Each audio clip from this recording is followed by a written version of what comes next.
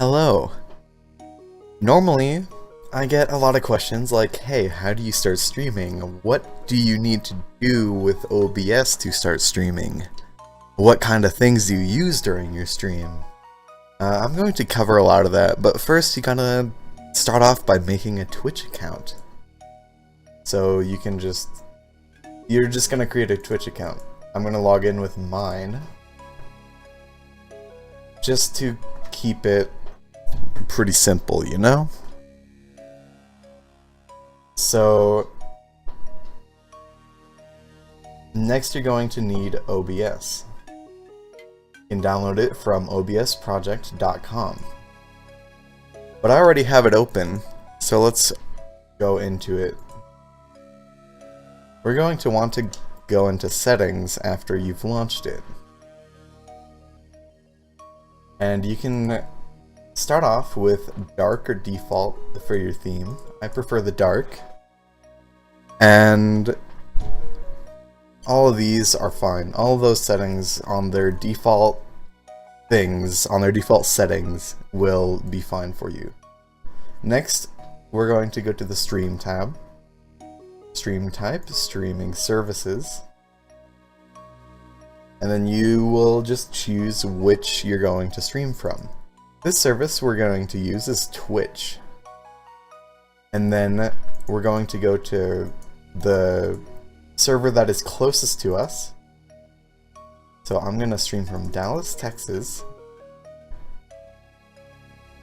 And then you're going to get your stream key. To get your stream key, I need to get my Twitch code. To get your stream key, you're going to want to go to your dashboard on Twitch. That'll be twitch.tv/dashboard. Next, you're going to want to click Stream Key. And then you'll click Show Key. And then you click I understand.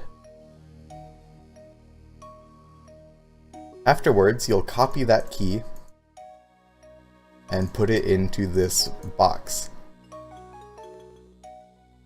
For output, you will want to do, most people say to use about 80% of your upload for the output. So we'll go to speedtest.net and see what our speed is. You'll have to wait for it to finish up though.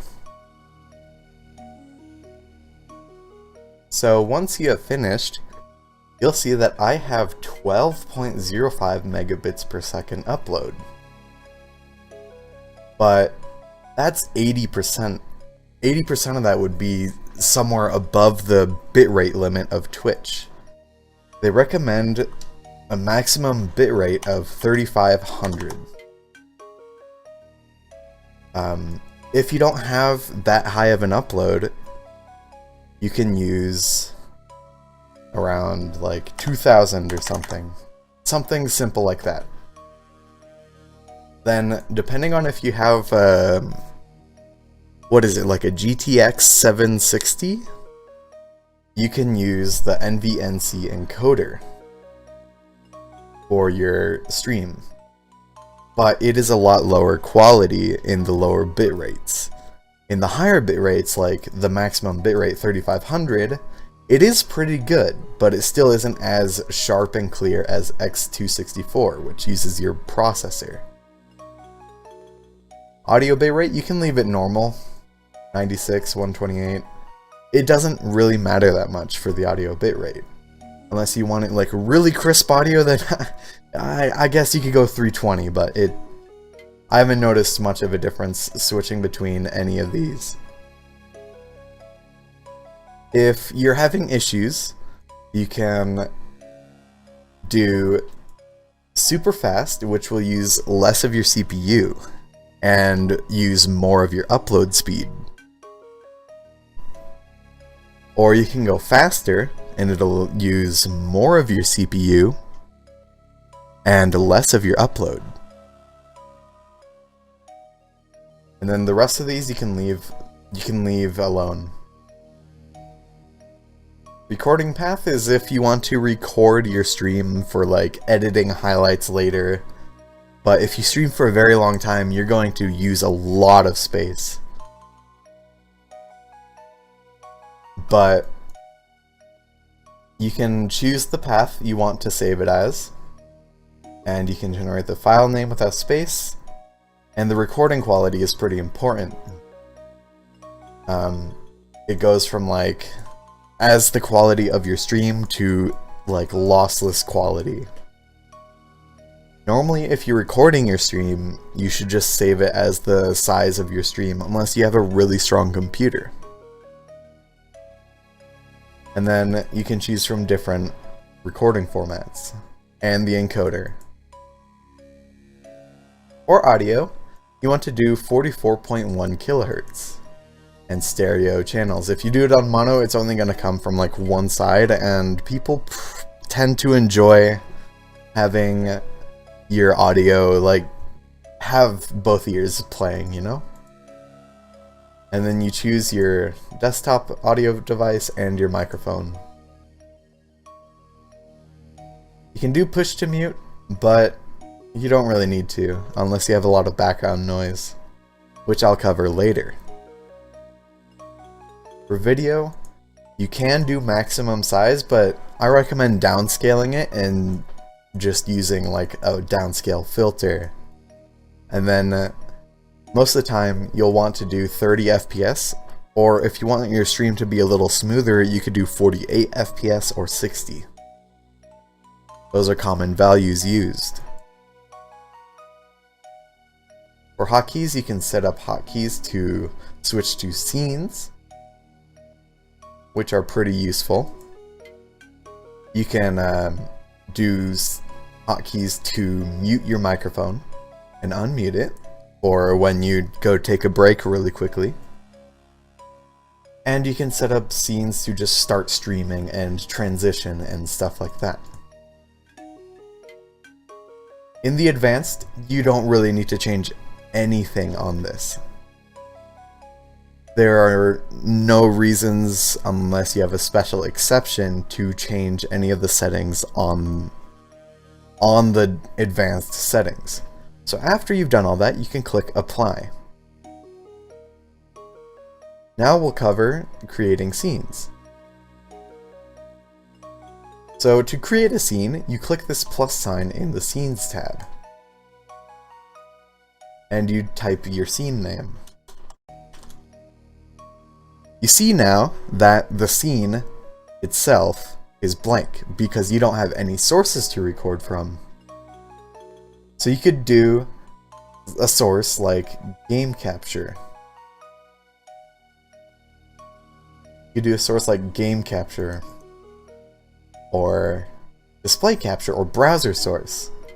Browser source will be very important later, and we'll cover why. But right now we're going to add game capture. So it could capture any full screen application, a specific window, or a foreground window with hotkey. We're going to do capture any full screen application. And then everything else is fine. We'll click OK. And now when we launch a game, let's say we launch something like Star Wars Battlefront 2. We launch a game like that, and it'll start capturing the game on the stream. And since it is higher up in this tree, it will display over this desktop capture.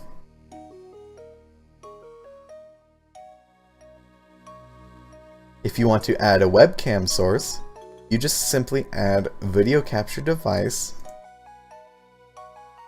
and then you choose your webcam.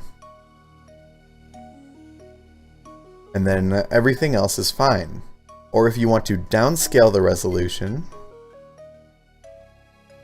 you can change it to something smaller. Since you won't be using your full screen resolution, you can downscale it to something like 432 by 240, and it'll be a lot smaller on the screen. So once you place it, like See, now that it's much smaller, it isn't trying to render that full screen.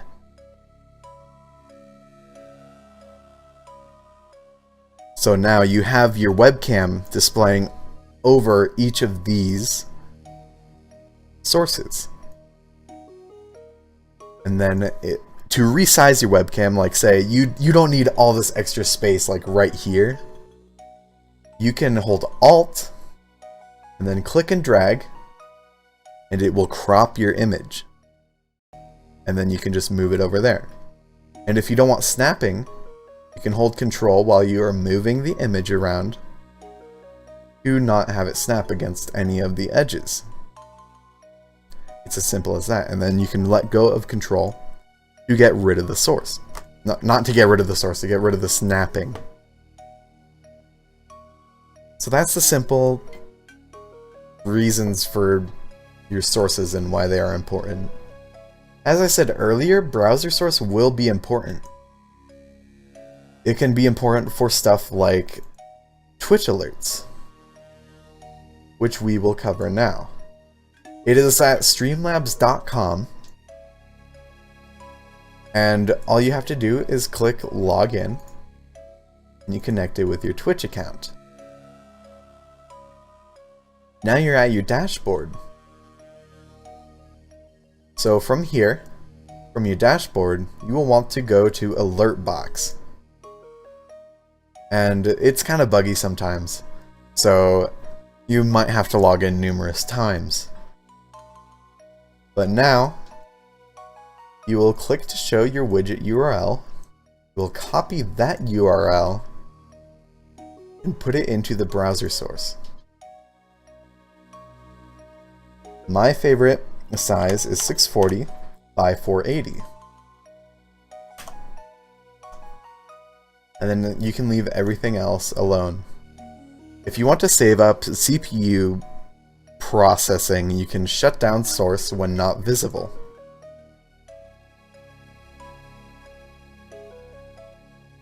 And then another thing to create bugginess with it not showing up is refresh browser when scene becomes active. But this will be like reopening a browser in your computer. So it will create a little bit of lagginess, like you're actually opening up a program. So now we have that browser source added. Now we can test a follow alert. A name means nothing on the battlefield. And now we have that follow alert.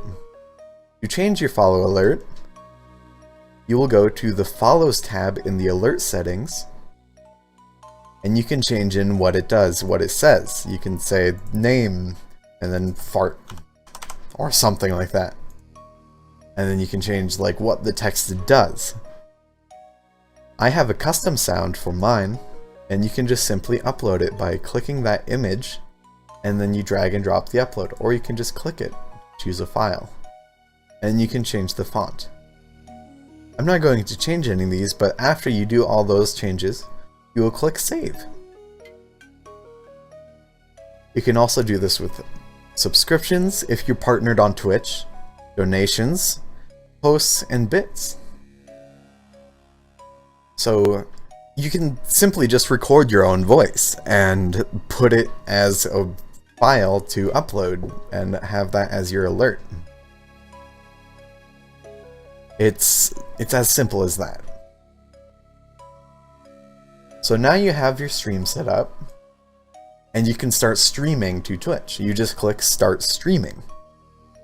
But there are options you want to do with the mixer, which I prefer is if your microphone is quiet, you can boost it by a certain number, by a certain percent. I have my microphone boosted personally by 300%. And then I downmix it to mono, because it's a directional microphone, or it will capture direction, so you'll be talking in like their right ear most of the time. But if you downmix it to mono, you'll be talking just straight to them, and it's as simple as that.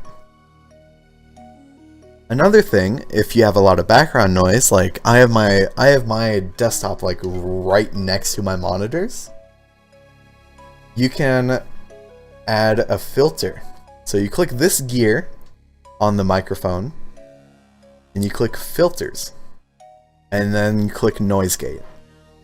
If you aren't reaching this noise gate, you can change the threshold to something higher or something lower, depending on if you are triggering the noise gate too easily or if you aren't triggering it at all. So say it's like too easy to trigger it, then you'll bring this slider down, and then it'll be harder to trigger it. Or you're triggering it barely at all, you can slide it down. It's as simple as that. So now we have yours set up, and then if you want to, you can mute your webcam microphone, because sometimes webcams will come with microphones, and they might be playing over your microphone that you have set up for your stream, and you will be echoing on the stream. So next, you're in your dashboard, your live dashboard. You want to have something set up for your Twitch, for your stream title, that will draw viewers, but it isn't just like Arma 3. That is not a creative title. It's just the name of the game that you're playing. Or, I preferably do not enjoy streamers who put titles like this. Grind to 5k followers. Like that just seems greedy to me, you know? You could do something like jump maps, pubs, and quick play with viewers. That's telling you, anyone who wants to click on your stream, what you are doing. And then the community. You can choose which Twitch community that they just recently added to stream to. This might help you gain more viewers. And then of course you play the game. You type in the game that you're playing, and you choose it from a list. So like Arma 3, you can just click that, and then it autofills, and you'll be streaming in that list of games. It's as simple as that.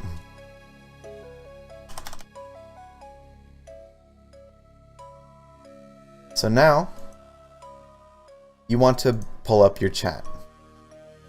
So you can just have this window open, but what I do to minimize CPU usage is to pop out this chat, drag it over to my other monitor or something, and then just close this window. And it's as simple as that. So now you have your chat playing on your other monitor, and you can interact with people who come into your chat. Like, someone says hi, you can just say, "Hi, welcome to the stream." And then you continue doing what you're doing. That's about it for setting up your stream. It isn't really that difficult. There aren't many options you need to do. The setup isn't hard. And it's fun. It's really fun to stream. So best of luck to those of you who are going to start streaming. And I hope I see you guys streaming. Goodbye.